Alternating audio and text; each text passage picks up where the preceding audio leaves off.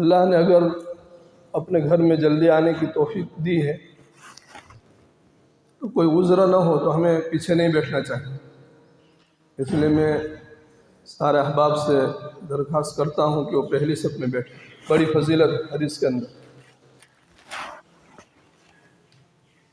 یہ تو گویا کہ ہم اپنے آپ سے محروم ہو رہے ہیں. اللہ پاک نے تو ہم کو توفیق دے دی اپنے گھر میں آنے کی، لیکن ہم جان بوجھ کر کے پیچھے ہو رہے ہیں.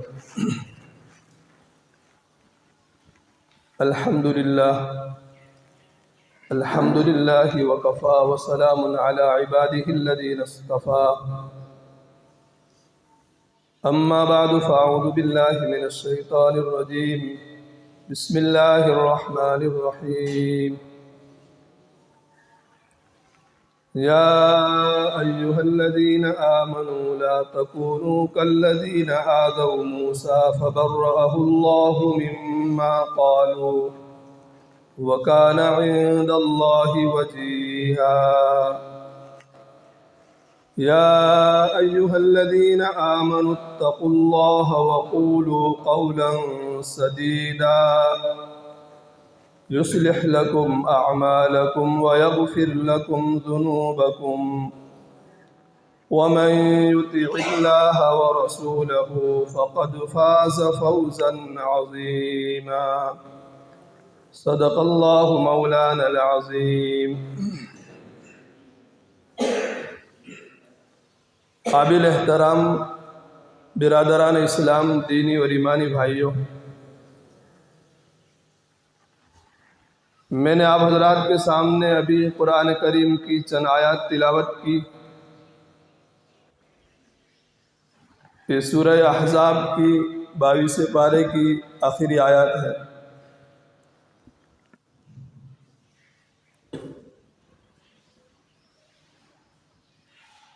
ان آیات میں ایک خاص واقعے کو بیان کر کے اللہ جل جلالہ وعم نوالہ ایمان والوں کو ایک بہت بڑا سبق دے رہے ہیں.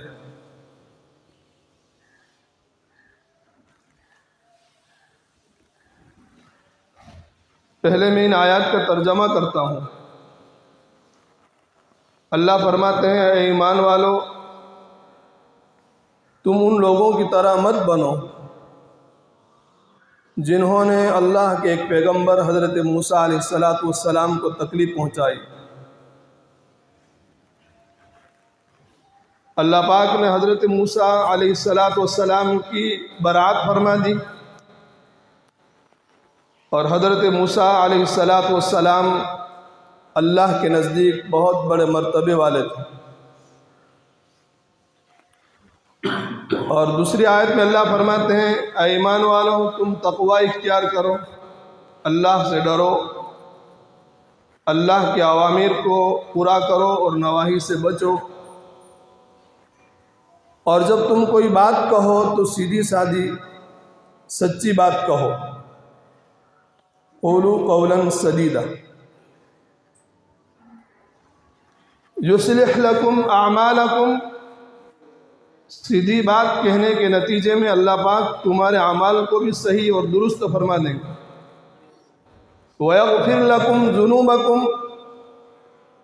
اور سیدھی سادھی بات کہنے کے نتیجے میں اللہ پاک تمہاری مغفرت بھی فرما دیں گے. وَمَنْ يُطِعِ اللَّهَ وَرَسُولَهُ. اور جو بھی اللہ اور اس کے رسول کی اطاعت کرے گا فقد فاز فوزا عظیما. تو یقیناً اس نے بہت بڑی کامیابی حاصل کر لی. یہ تو ترجمہ ہوا ان آیات. اس میں ایک خاص واقعے کو بیان کیا ہے. بنی اسرائیل کے اندر ایک عام رواج تھا کہ جب وہ لوگ غسل کرتے تھے، نہاتے تھے، تو ننگے ہو کر کے مرد لوگ سب کے روبرو، سب کے سامنے ننگے ہو جاتے تھے، کپڑے نکال دیتے تھے اور تالاب وغیرہ میں غسل کرتے تھے. حیا اور پاک دامنی سے دور کا بھی واسطہ نہیں تھا. اور اللہ کے پیغمبر حضرت موسیٰ علیہ السلام حیا اور پاک دامنی کے پیکر تھے، اور ہر نبی میں اللہ نے حیا اور شرم رکھی، اس لیے حیا کو ایمان کا ایک شعبہ قرار دیا۔ الحیاء شعبۃ من الایمان، بہت بڑی چیز ہے حیا اور شرم۔ تو اللہ کے پیغمبر حضرت موسیٰ علیہ السلام تو حیا والے تھے، شرم والے تھے۔ تو موسیٰ علیہ السلام کپڑے نہیں نکالتے تھے، کپڑے پہن کر کے غسل کرتے تھے۔ تو یہ بنی اسرائیل جو ہے یہ مذاق کرتے تھے، مذاق شروع کیا کہ نعوذ باللہ حضرت موسیٰ علیہ السلام کی جسم کے اندر کوئی ایسا عیب ہے، کوئی ایسی بیماری ہے کہ جس کی وجہ سے وہ اپنے کپڑے نہیں نکالتے۔ حالانکہ اللہ پاک جو ہے کسی بھی پیغمبر کو، کسی بھی نبی کو عیبدار پیدا نہیں کرتے۔ دنیا میں کوئی بھی نبی، اللہ پاک نبی کے جسم کو بھی ایسے عیوب سے محفوظ رکھتا تھا کہ جن عیوب کی وجہ سے لوگ نفرت کریں، نفرت کا باعث۔ اس لیے آپ نے دیکھا دنیا میں کوئی نبی اندھا پیدا نہیں ہوا، کوئی کانا پیدا نہیں ہوا، کسی نبی کے جسم کے اندر کوئی ایسا عیب نہیں تھا کہ جو لوگوں کو پسند نہ آئے۔ ایک حضرت ایوب علیہ السلام کا جو واقعہ مشہور ہے، ایک وقتی طور پر ایک آزمائش تھی، ایک امتحان تھا، ایک ابتلا تھی جو اللہ پاک نے مبتلا کیا تھا حضرت ایوب علیہ السلام۔ ورنہ جسم میں نعوذ باللہ کوئی عیب نہیں تھا۔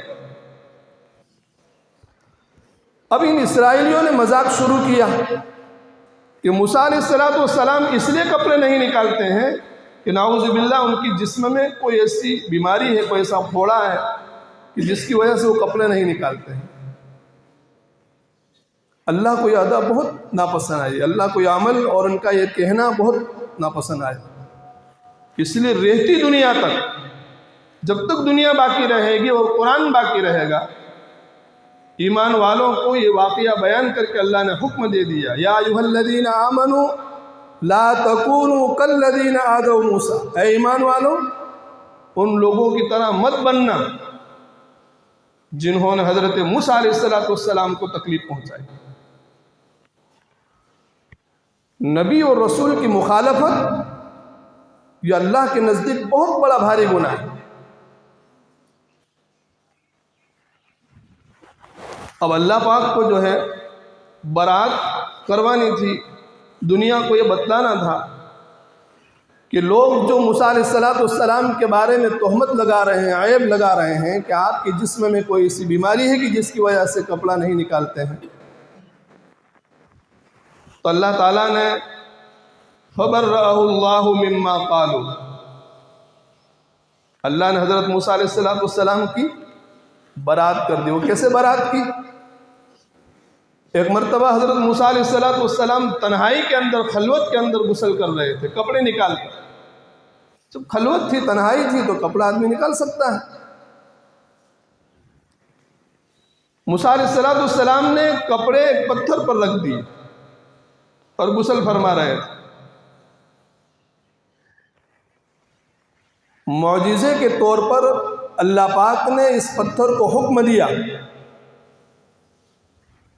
کہ تو حضرت موسیٰ علیہ السلام کے کپڑے کو لے کر کے چلتا ہو جا۔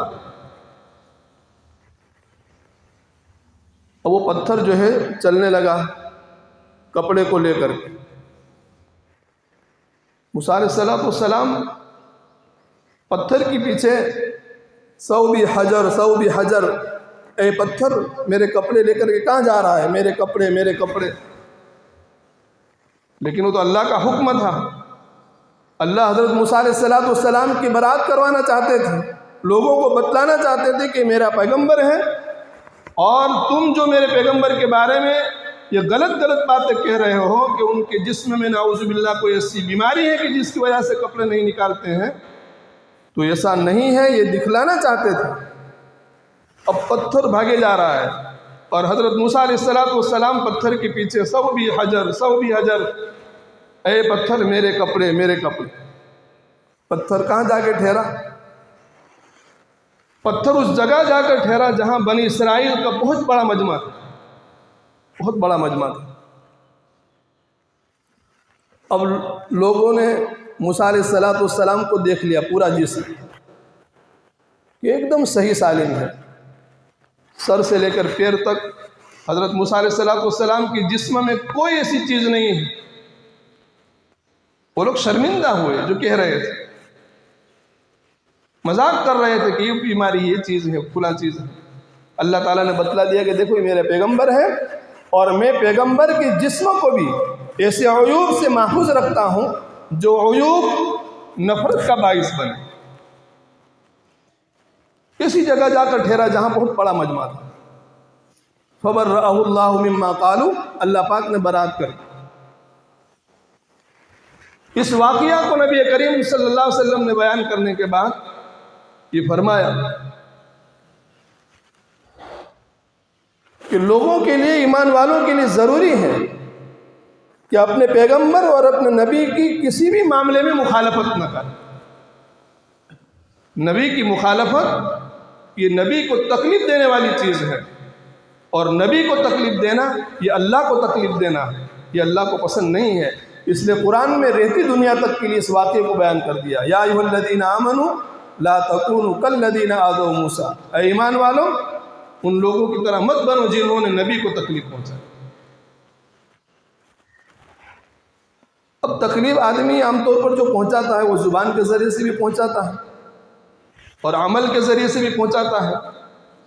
بعض مرتبہ آدمی زبان سے مخالفت نہیں کرتا، لیکن کوئی ایسا عمل کرتا ہے، ایسا کام کرتا ہے جو مخالفت کا سبب بنتا ہے، یہ بھی منع ہے۔ اور زبان سے مخالفت کرنا یہ تو بطریقہ اولیٰ منع ہے۔ تو آگے یا ایھا الذین آمنوا اتقوا اللہ کہہ کر وقولوا قولا سدیدا، زبان کو کنٹرول میں رکھنے کا اللہ نے حکم دیا۔ یہ زبان کو جس طرح تم چاہو ایسے استعمال نہیں کر سکتے، اس لیے تو ایک موقع پر اللہ کے نبی صلی اللہ علیہ وسلم نے فرمایا کہ جو شخص دو چیزوں کی مجھے ضمانت دے دے میں اس کے لیے جنت کی ضمانت لیتا ہوں، ایک زبان اور ایک شرمگاہ۔ اللہ کے نبی نے فرمایا کہ دو چیزوں کی اگر کوئی مجھے ضمانت دے کہ ان کی حفاظت کریں گے، ان کو اللہ کے حکم کے مطابق استعمال کریں گے، تو پھر میں ان کے لیے جنت کی ضمانت دیتا ہوں۔ معمولی چیز نہیں، زبان کو جیسے آوے ایسے چلانے کا حکم نہیں۔ اس لیے کہتے ہیں کہ اب تیر کا اور تلوار کا زخم بھر جاتا ہے، اچھا ہو جاتا ہے، لیکن زبان سے لگایا ہوا زخم یہ کبھی اچھا نہیں ہوتا۔ کسی نے آدمی کو مار دیا، زخم ہو گیا، وہ چند دنوں میں، چند مہینوں میں، چند سالوں میں اچھا ہو جائے گا، لیکن بعض مرتبہ آدمی کوئی بات کسی کے بارے میں ایسی بول دیتا ہے کہ جو اس کے دل کو پھاڑ کر کے اندر گھس جاتی ہے، وہ زندگی بھر یاد رہتی ہے۔ زبان کی حفاظت بہت ضروری ہے، اس لیے اللہ نے فرمایا وَقُولُوا قَوْلًا سَدِيدًا۔ بنی اسرائیل نے اپنے اختیار سے حضرت موسیٰ علیہ السلام کے بارے میں جو زبان استعمال کی اور اللہ کے پیغمبر کو تکلیف پہنچائی، تم ایسا مت کرو۔ وَقُولُوا قَوْلًا سَدِيدًا، سیدھی سادھی بات کہو، درست بات کہو، صحیح بات کہو۔ پہلے اللہ نے اتقوا اللہ کہہ کر تقوی کا حکم دیا،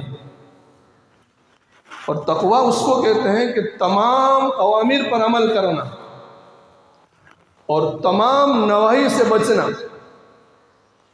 بظاہر یہ مشکل ہے، اللہ کا ہر حکم پورا کرنا اور نبی کا ہر طریقہ اپنانا، اور ہر اس چیز سے جس سے اللہ نے اور اللہ کے رسول نے منع کیا، روکا ہے، اس سے بچ جانا، یہ بظاہر انسان مشکل سمجھتا ہے۔ اس لیے اللہ پاک نے اتقوا اللہ کہنے کے بعد وقولوا قولا سدیدا کہہ کر کے یوں بیان فرمایا کہ سیدھی بات کہنے کے نتیجے میں تقوی اختیار کرنا آدمی کے لیے بہت آسان ہو جاتا ہے۔ عام طور پر برائی جو ہوتی ہے زبان سے ہوتی ہے، لایانی جس کو کہتے ہیں۔ اس لیے 6 نمبر جو دعوت و تبلیغ کے اندر ہے، 6 نمبر اس میں لا یعنی کو آخر میں رکھا ہے کہ ان سارے کاموں کو اگر بچانا ہے، محفوظ رکھنا ہے، تو آدمی اپنی زبان کو محفوظ رکھے، اس کو کنٹرول میں رکھے، ورنہ تو کرایا سب دھل جاتا ہے، ختم ہو جاتا ہے۔ تو اللہ نے فرمایا کہ سیدھی بات کہنے کے نتیجے میں تمہیں تقوی اختیار کرنا آسان ہو جائے گا، اللہ کے اوامر پر چلنا تمہارے لیے آسان ہو جائے گا، منہیات سے بچنا تمہارے لیے آسان ہو جائے گا۔ قرآن کا ایک اسلوب اور طریقہ ہے کہ جہاں بھی کوئی ایسا کام، ایسا حکم اللہ دیتے ہیں کہ جو بظاہر مشکل ہو، تو پھر کوئی دوسری بات ایسی ضرور اللہ تعالیٰ بیان فرماتے ہیں کہ جس بات کے اوپر عمل کرنے کی وجہ سے پہلی بات کے اوپر عمل کرنا آسان ہو جاتا ہے۔ اب یہاں تقوی کا حکم دے کر کے وَقُولُوا قَوْلًا سَدِيدًا کہا کہ درست بات کہو۔ اب درست بات کہنے سے فائدہ کیا ہوگا، اس کو اللہ نے آگے بیان فرمایا، يُصْلِحْ لَكُمْ أَعْمَالَكُمْ۔ جب بات سیدھی سادھی کہو گے، درست کہو گے، تو اس کا ایک فائدہ ہوگا کہ يُصْلِحْ لَكُمْ أَعْمَالَكُمْ، اللہ پاک تمہارے اعمال کو بھی درست فرما دے گا۔ کتنا بڑا فائدہ ہے، يُصْلِحْ لَكُمْ أَعْمَالَكُمْ۔ اور دوسرا فائدہ وَيَغْفِرْ لَكُمْ ذُنُوبَكُمْ۔ اب تو رہا کیا، جب اعمال درست ہو گئے اور مغفرت ہو گئی تو بندہ کامیاب ہو گیا۔ تو زبان کا کنٹرول یہ کوئی معمولی چیز نہیں، جس کے نتیجے میں قرآن نے 2 زبردست فائدے بتائے، يُصْلِحْ لَكُمْ أَعْمَالَكُمْ وَيَغْفِرْ لَكُمْ ذُنُوبَكُمْ۔ زبان کو صحیح رکھنے کی بنیاد پر اللہ پاک تمہارے اعمال کو بھی صحیح کر دے گا اور تمہاری مغفرت کر دے گا۔ وَمَن يُطِعِ اللَّهَ وَرَسُولَهُ فَقَدْ فَازَ فَوْزًا عَظِيمًا۔ اور جو بھی اللہ اور اس کے رسول کی اطاعت کرے گا تو گویا کہ اس نے بہت بڑی کامیابی حاصل کر لی۔ اس لیے بزرگوں اور دوستوں، اللہ اور اس کے رسول کی اطاعت اور فرما برداری ہم سب کے لیے نہایت ضروری چیز ہے۔ اللہ اور اس کے رسول کی اطاعت کے بغیر کوئی آدمی کامیاب نہیں ہو سکتا،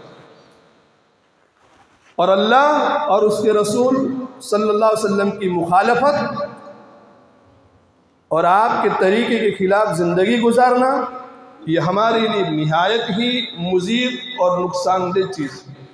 اس لیے اس واقعے کو بیان کر کے اللہ پاک نے ایمان والوں کو حکم دیا کہ تم ان لوگوں کی طرح مت بننا جن لوگوں نے میرے پیغمبر حضرت موسیٰ علیہ السلام کو تکلیف پہنچائی۔ اس لیے ہم ہمارے ہر قول سے، ہمارے ہر فعل سے یہ کوشش کریں کہ کسی بھی ہماری بات سے یا عمل سے اللہ اور اس کے رسول صلی اللہ علیہ وسلم کی خلاف ورزی نہ ہو۔ اللہ تعالی ہم تمام کو کہی ہوئی باتوں پر کہنے سے اور سننے سے بھی زیادہ عمل کرنے کی توفیق عطا فرماوے۔ وآخر دعوانا ان الحمد للہ رب العالمین۔